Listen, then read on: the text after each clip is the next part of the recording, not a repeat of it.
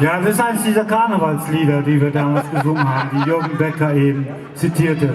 Das muss ich singen, weil der Text leider so aktuell ist, wie er niemals war heute.